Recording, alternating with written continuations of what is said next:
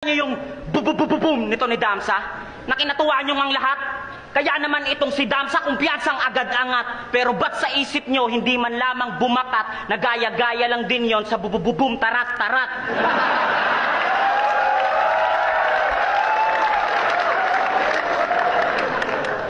At sip-sip dapat tawag doon at hindi yun ma-appeal. Siguro trip na trip mo clothing line ni Kuya Will. Bura ko talaga. Aba puta, pangit yan. Suntukin ko to sa nguso.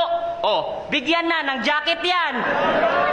At wala ng angkel-angkel, sapat na ang jacket yan.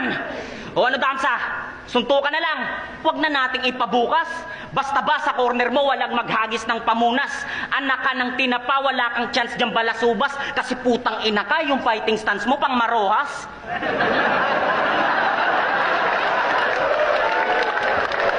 Ang angas-angas.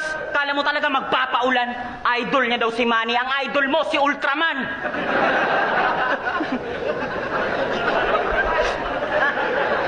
Sobrang bilib mo kasi sa sarili, kaya tumanda kang paurong. Ako may bilib din sa sarili, pero di ako katulad mo, gonggong. At oo, pareho tayong taga-probinsya. Nasa Manila bihira makatungtong, pero ikaw yung probinsyanong sobrang pabida, porket yung bayong mo di gulong.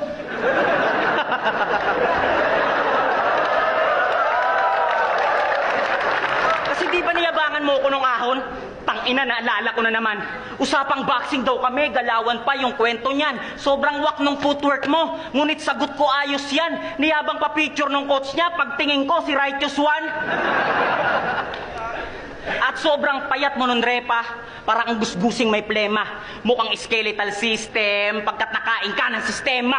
O ano, palagpa? Kita nyo, laglag na. Kaya patay na tong pambato at tapos na ang duelo. Buong Laguna nakiramay at sayo nakasentro. Walang babalik sa inyong lugar kundi apoy ng San Telmo.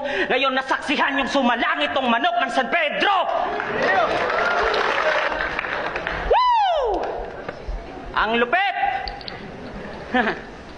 Ang baho ng ratratan, wag mo na ulit yung gawin.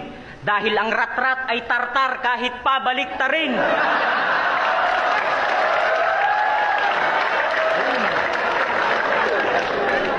Ang bilis! Ang lupit! Kaya ko rin yun. Makinig ka, bro. Ha? Makinig ka, bro. Flow.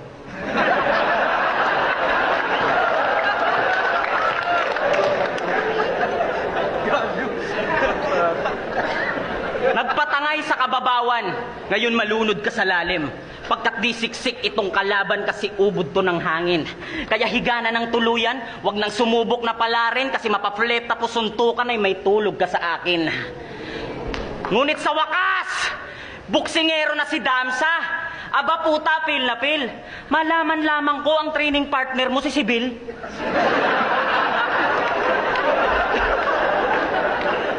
Na-knockout mo si Sibil. Na-knockout mo si Sibil. Oo, yung po ay totoo. E paanong di mo man-knockout yun? Ikada suntok nun, inuubo.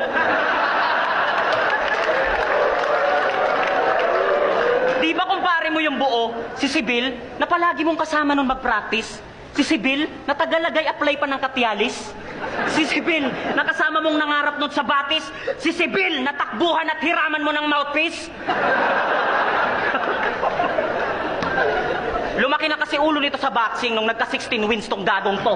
Oo, intelligent kang artist at ako'y napahanga mo. Pero patikimin ko to ng backpiece ng matunganga to at kahit may polydent yung mouthpiece, wasak yung bunganga mo.